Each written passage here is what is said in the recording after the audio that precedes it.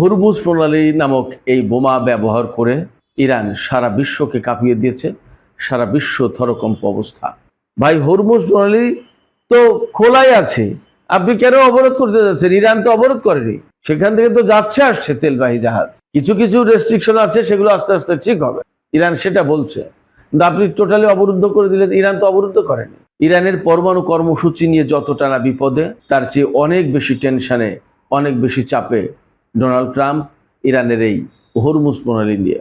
কি করে এই হরমুজ প্রণালী ট্রাম্পের জন্য এতটা সংকটের কারণ হয়ে দাঁড়ালো, তার আদ্যপান্ত বিশ্লেষণের চেষ্টা করব আজকের এই ভিডিওতে। আশা করি আপনারা শেষ পর্যন্ত সঙ্গেই থাকবেন। হরমুজ প্রণালী নিয়ে গত কিছুদিন ধরে কি কি ঘটেছে তা আপনাদের সবারই কম বেশি জানা। বাব আল মানদেব প্রণালীর গুরুত্বটা কি তাও, এবং বাব আল মানদেব প্রণালী যে হুতিরা নিয়ন্ত্রণ করে, এই হুতিরা কি করতে পারে বাব আল মানদেব প্রণালী দিয়ে, সেই আলোচনাও আমি আজকের এই ভিডিওতে করব। পরিশেষে সবচেয়ে বেশি গুরুত্ব দিয়ে যে বিষয়টি আলোচনা করব সেটি হচ্ছে, আপনাদের নিশ্চয়ই খেয়াল আছে সৌদি আরবের সাথে হুতিদের, ইয়েমেনের হুতিদের যুদ্ধ হয়েছিল, এবং সেই যুদ্ধ 7.5 বছরের বেশি সময় ধরে চলেছিল। কেন সেই যুদ্ধ হয়েছিল? সেটা কি শুধুই শিয়া সুন্নির দ্বন্দ্ব ছিল, নাকি এর পেছনের কোনো ঘটনা ছিল? তার পেছনের ঘটনায় কি ছিল এই বাব আল মানদেব প্রণালী? আমি এই 3টা বিষয় নিয়ে আপনাদের সামনে আজকের এই ভিডিও উপস্থাপন করব।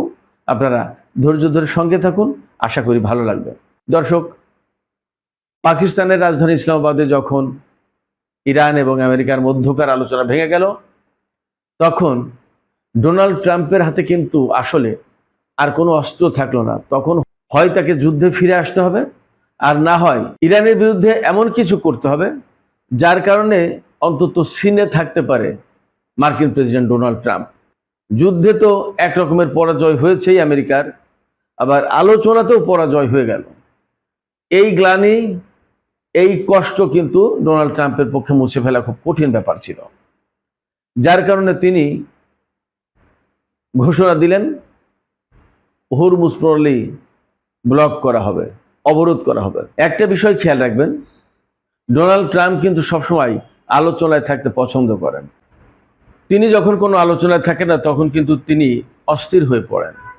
সোশ্যাল ট্রুথে পোস্ট দেন, নানা রকমের কথাবার্তা বলেন, যেগুলোকে বিশেষজ্ঞরা বা সুশীল সমাজ বা ভদ্রলোকেরা উল্টাপাল্টা কথা বলে। অর্থাৎ উল্টাপাল্টা কাজ করা শুরু করেছে ডোনাল্ড ট্রাম্প, এই কথা বলেন আর কি। তো যাই হোক, হরমুজ প্রণালী যখন অবরোধের ঘোষণা দিলেন, তখন কিন্তু তা প্রকৃতপক্ষে আবার নতুন করে ইরানের বিরুদ্ধে যুদ্ধ ঘোষণার সামিল হয়ে গেল।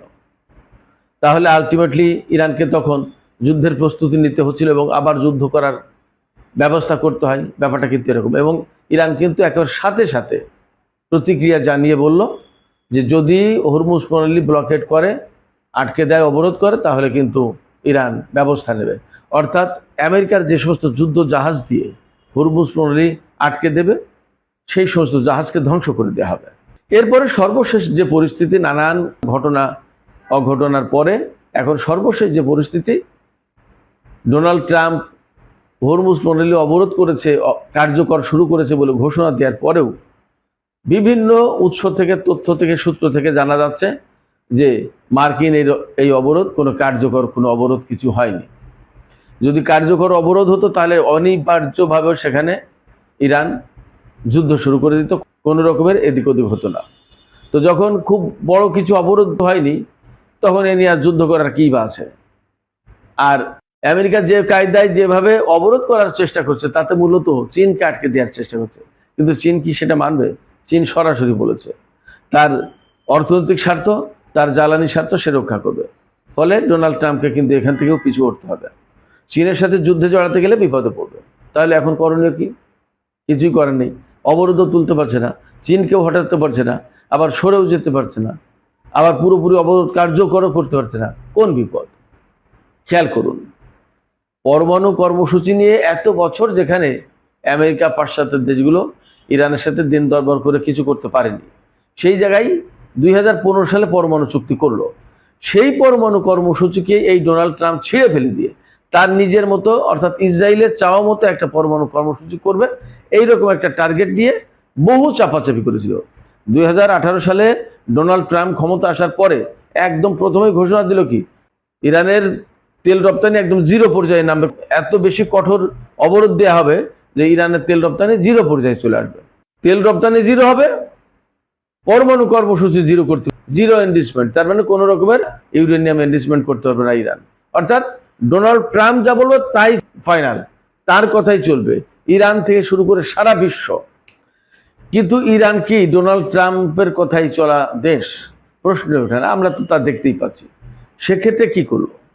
সেক্ষেত্রে যা করলো, ইরান তো একেবারে ঘুরে দাঁড়ালো, রুখে দাঁড়ালো। তার সেই জিরো নিষেধাজ্ঞা থেকে শুরু করে জিরো এনরিচমেন্ট সমস্ত সবকিছু বানচাল করে দিল। বলো আরো বাড়ালাম, কি করবা করো দেখি। এখন পরমাণু কর্মসূচি চলছেই, ইরান তার ইউরেনিয়াম এনরিচমেন্ট করে ফেললো একদম 60 মাত্রায়, যা দিয়ে পরমাণু বোমা বানানো যায়, একদম তার কাছাকাছি, খুব কাছাকাছি অবস্থা। কোনো কোনো বিশেষজ্ঞ বলে যে 60 মাত্রার এনরিচড ইউরেনিয়াম দিয়ে পরমাণু বোমা বানানো যায়। এখন তো ডোনাল্ড ট্রাম্প আর এক বিপদে পড়ে গেল, যে পরমাণু একদম যেখানে জিরো করে ফেলার কথা সেখানে তো এখন বোমার কাছাকাছি ইরান।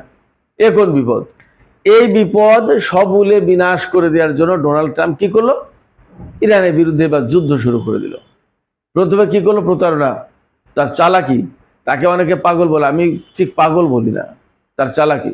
আন্তর্জাতিক রাজনীতি এবং আন্তর্জাতিক ঘটনা প্রবাহ যারা বিশ্লেষণ করে তারা সবাই কিন্তু মোটামুটিভাবে প্রায় এই কথাই বলেন যে ডোনাল্ড সবসময় ট্রিকি, চালাকি করার, প্রতারণা করার কৌশল অবলম্বনের চেষ্টা করেন। ইরানের সাথে এবার ক্ষমতা আসার পর ইরানের সাথে আলোচনার নামে সময় ক্ষেপণ করতে লাগলো এবং ইসরায়েলকে লেলে দিল ইরানের বিরুদ্ধে যুদ্ধ করার জন্য। এবং ডোনাল্ড ট্রাম্প কিন্তু ঘোষণা করেছিলেন তখন যে আমার অনুমতি নিয়ে ইসরায়েল ইরানের বিরুদ্ধে যুদ্ধ শুরু করেছে, জুন মাসে যে যুদ্ধটা। এবারও সেই একই কাজ, এবং ডোনাল্ড ট্রাম্প একদম নিজে কোমর বেঁধে ইরানের পরমাণু কর্মসূচি একদম ধ্বংস করে দেওয়ার জন্য তো সেখানে বোমা মারলো, GBU-57 যে বোমা, বাংকার বাস্টার বোমা। এবং সেই কাজ করতে গিয়ে আরেক বিপত্তি, সেটা তো সেই বাংকার বাস্টার বোমা তো ইরানের হাতে পড়ে গেছে অক্ষত অবস্থায়, কি আল্লাহর রহমত। যাই হোক, এখন এইবার সেই পরমাণু কর্মসূচি একদম ধ্বংস করে দেবে। সমৃদ্ধ ইউরেনিয়াম যেটা ইরানের হাতে 410 কেজি, সেটাও তুলে নিয়ে যাবে, ইরানকে একেবারে মাটির সাথে মিশিয়ে দেবে। যার কারণে স্কুল, ঘর বাড়ি, শিক্ষা প্রতিষ্ঠান, হাসপাতাল, বিমা অফিস, তারপরে রেড ক্রিসেন্টের অফিস থেকে শুরু করে রেল, সেতু, স্বাভাবিক সড়ক পথ, সমস্ত সবকিছু ধ্বংস করে দিতে শুরু করলো। দিয়ে কি করলো, পাইলট উদ্ধারের কথা বলে ইস্পাহানের কাছে সেখানে ইউরেনিয়াম উদ্ধার অভিযান চালানোর চেষ্টা করলো। এর সমস্ত সবকিছুই ব্যর্থ হয়ে গেল। ব্যর্থ হয়ে যাওয়ার পরে যখন পরমাণু কর্মসূচি না থামাতে পারলো, না সেই সমৃদ্ধ ইউরেনিয়াম তাদের কাছ থেকে নিতে পারলো, না ইরানের ক্ষেপণাস্ত্র কর্মসূচি ধ্বংস করতে পারলো বা বন্ধ করতে পারলো, কোনো কিছুই যখন পারলো না, তখন উপায়ন্তরহীন হয়ে ইরানের সাথে আলোচনায় বসতে বাধ্য হলো, এবং যে আলোচনা হলো পাকিস্তানে। এবং এই আলোচনা হওয়ার আগে কি হয়েছে আপনারা জানেন? যখন বলল যে ইরানের সভ্যতা একদম মুছে দেওয়া হবে, তারপরে আর মাত্র যখন 1 ঘন্টা আছে, সে সময় তো ইরানের সভ্যতা মুছে দেওয়ার বিষয়ে তার ভূমিকা নেওয়া লাগে, তখন তো কিছু করার নেই। ইরান তো কথা শুনছে না। ইরান বলছে দেখি তুমি সভ্যতা মুছে দাও, দেখি কি করতে পারো, এবং যদি তুমি কিছু করো তো কি করতে হয় এর জবাবে আমরাও সেটা দেখব। পুরো মধ্যপ্রাচ্য সেদিন অন্ধকার যুগে চলে যেত যদি আমেরিকা হামলা চালাতো। তো যখন এই অনড় অবস্থান ইরানের, তখন ডোনাল্ড ট্রাম্প বিপদে পড়ে পাকিস্তানকে হাতে পায়ে ধরে বলছে, এই বিভিন্ন গণমাধ্যমে, বিভিন্ন সামাজিক মাধ্যমে এসেছে কথাগুলো, যে যেভাবে হোক ইরানকে রাজি করাও, একটা যুদ্ধ বিরতির একটা প্রস্তাব দিতে বলো বা দাও তোমরা মধ্যস্থতাকারী হিসেবে। আমি বলি যে হ্যাঁ, এটা আমরা এটার ভিত্তিতে আলোচনা করব। অর্থাৎ আমার এই কথা এখন যদি রক্ষা করতে হয় তাহলে ভয়াবহ রকমের হামলা চালাতে হবে ইরানের উপর, আর ইরানের উপর হামলা চালালে ইরানও পাল্টা জবাব দেবে, তাহলে কি হবে, বিশ্ব তো শেষ হয়ে যাবে, অন্তত মধ্যপ্রাচ্য শেষ হয়ে যাবে। তাহলে উপায় কি? এইটা থেকে ফিরে আসার জন্য পাকিস্তানকে কাজে লাগালো, যে তোমরা যে কোনোভাবে বলো, ইরানকে রাজি করো যে একটা চুক্তি, তারা যে শর্ত দিয়েছে সেই শর্তের ভিত্তিতে আমরা আলোচনা করব, তবু অন্তত একটা আলোচনার ব্যবস্থা করো, আমি এই হামলা করার বাধ্যবাধকতা থেকে আমি ফিরে আসি, বাঁচি, যাতে হামলা না করতে হয়। এই পরিস্থিতিতে পড়েছিল ডোনাল্ড ট্রাম্প, খেয়াল করুন। এরপরে তো পাকিস্তানে আলোচনা হলো, দীর্ঘ 21 ঘন্টা আলোচনা, ফেস টু ফেস আলোচনা, ডাইরেক্ট আলোচনা, সর্বোচ্চ পর্যায়ের আলোচনা। কিন্তু ইরান আসল জায়গায় রাজি হয়নি। আসল জায়গাটা কোথায়? আমেরিকা বলছে যে তোমাদের পরমাণু কর্মসূচি বন্ধ করতে হবে, এই যে সমৃদ্ধ যে ইউরেনিয়াম আছে সেগুলো আমাদের হাতে দিয়ে দাও, এবং তোমার ক্ষেপণাস্ত্র কর্মসূচি বন্ধ করো। ইরান বলে, আরে যে জিনিস তুমি যুদ্ধ করে আমারে থামাতে পারো, যুদ্ধ করে আমার বন্ধ করতে পারো, চিন্তায় করতে পারো, তুমি সেই জিনিস চাইছো আলোচনার টেবিলে আমার কাছে চাইতে, এটা হয়? প্রশ্ন ওঠে না। এগুলোর কোনোটাই দেবো না, বরং আমরা যা যা বলছি তুমি সেইগুলোতে রাজি আছো কিনা, যদি রাজি থাকো তাহলে বলো, যদি না রাজি না থাকো তাহলে গুড বাই। এইভাবে ইরান আমেরিকাকে বলে পরিষ্কার বিদায় দিয়েছে যে যাও, হবে না। এবং সবাই এই কথাই বলেছে যে ইসলামাবাদ আলোচনা থেকে খালি হাতে ফিরল মার্কিন প্রতিনিধি দল, খালি হাতে ফিরলেন মার্কিন ভাইস প্রেসিডেন্ট, খালি হাতে ফিরলেন জেডি ভ্যান্স, এরকম বলা হচ্ছে। ইরান প্রচন্ড রকমের আপার হ্যান্ডে। ইরানের ডিপ্লোমেসিটা কি? এবং আমি সবসময় বলি, ইরানের এই যে ডিপ্লোমেসি, এই যে রাজনীতি, এগুলো সুদীর্ঘ দিনের চর্চার ফসল।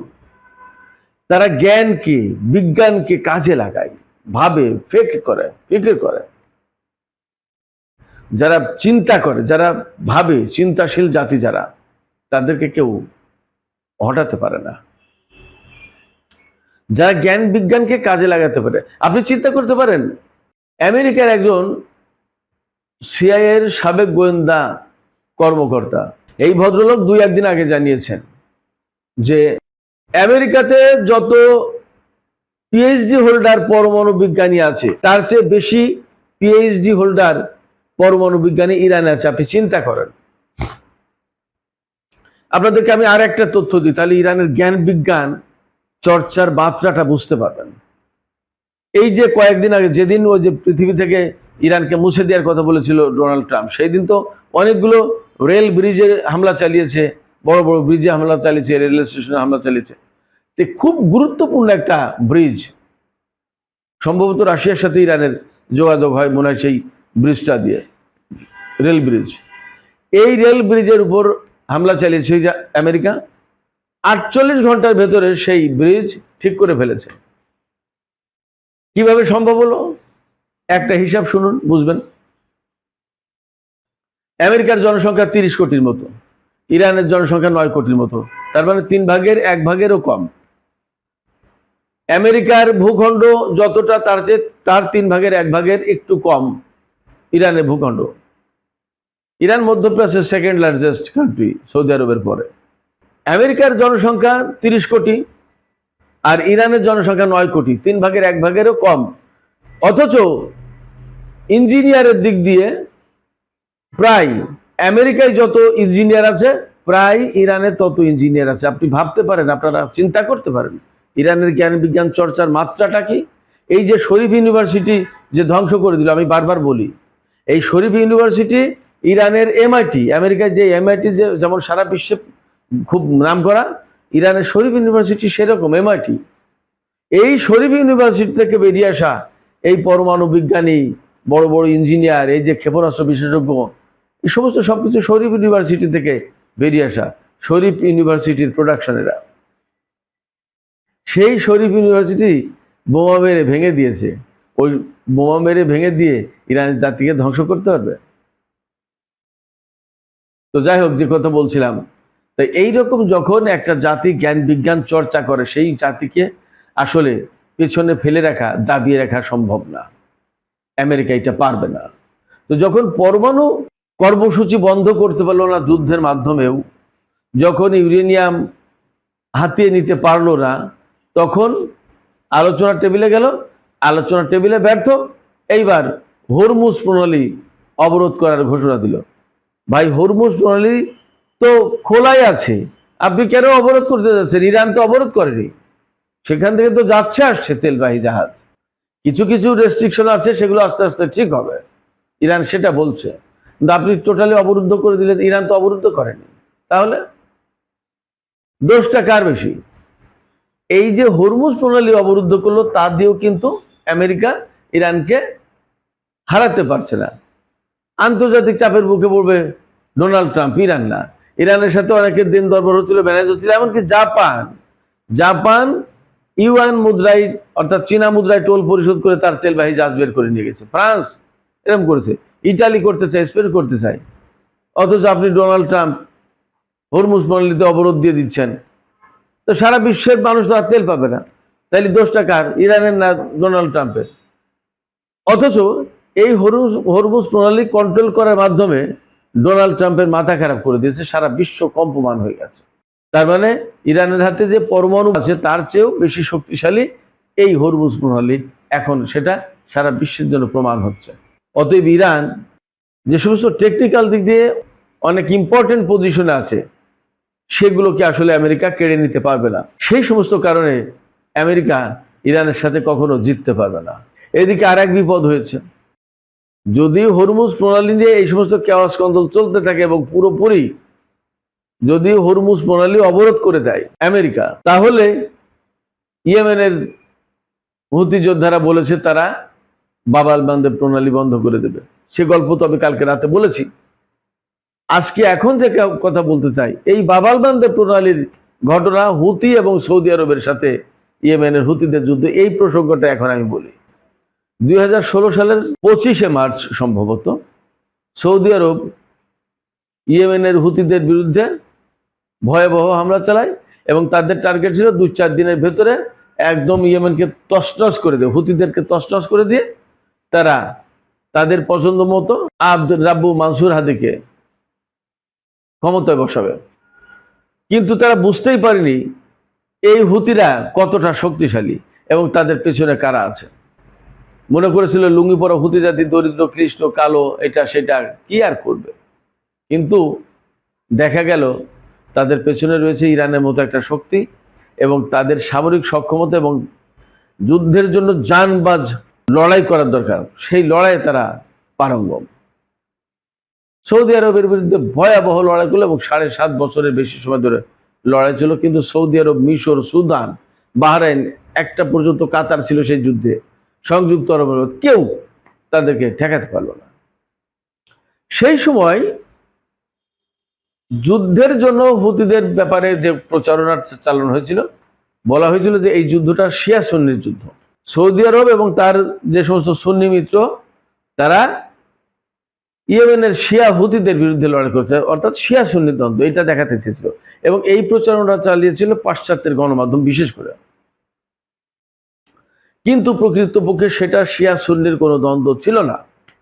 সেই লড়াইটা ছিল মূলত হুতিদেরকে উৎখাত করে সেখানে সৌদি আরব এবং আমেরিকার একেবারে অনুগত একটা সরকার প্রতিষ্ঠা করা, যাতে ভবিষ্যতে যখন ইরানের সাথে দ্বন্দ্ব সংঘাত যুদ্ধ হবে, যাতে এই বাব আল মানদেব প্রণালী হুতিদের হাতে কন্ট্রোল না থাকে, এটা যাতে সৌদি আরব কন্ট্রোল করতে পারে এবং সৌদি অনুগত, আমেরিকা অনুগত সরকার কন্ট্রোল করতে পারে। তাহলে হরমুজ প্রণালীকে আমেরিকা দখল করে নিতে পারবে।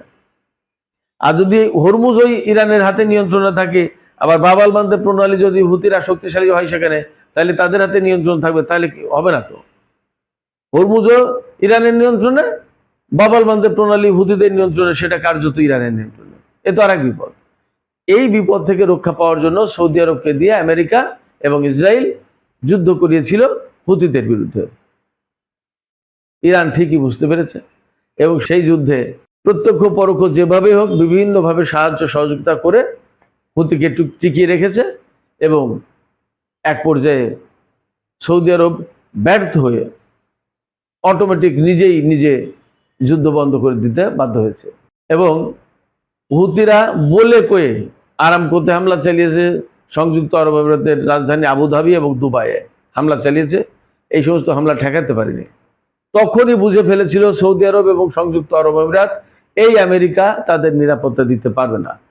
এর কিছুদিন পরে 2023 সালের মে মাসে সৌদি আরব এবং ইরানকে ডেকে মধ্যস্থতা করলো চীন, এবং চীনের রাজধানী বেইজিংয়ে একটা চুক্তি হলো। সেই চুক্তির পরে সৌদি আরব এবং ইরান নতুন করে আবার কূটনৈতিক সম্পর্ক স্থাপন করলো। ধীরে ধীরে সৌদি আরব, আমেরিকা এবং ইসরায়েলি বলয় থেকে বেরিয়ে আসতে চায় বা আসবে আমার বিশ্বাস। এই যুদ্ধের পরে মধ্যপ্রাচ্যে যে পরিবর্তনগুলো ঘটবে তাতে দেখবেন আমার কথা অনেকটা বাস্তবায়ন হচ্ছে, সত্যি প্রমাণ হচ্ছে। তো সুপ্রিয় দর্শক, আমি আশা করি যে আমি বাব আল মানদেব প্রণালী, হুতি এবং সৌদিদের ভেতরে যে যুদ্ধটা, সেই যুদ্ধটা বেসিক্যালি শিয়া সুন্নির দ্বন্দ্ব বা যুদ্ধ ছিল না, সেটা ছিল বাব আল মানদেব প্রণালী কার নিয়ন্ত্রণে থাকবে সেটা নির্ধারণ করার একটা যুদ্ধ।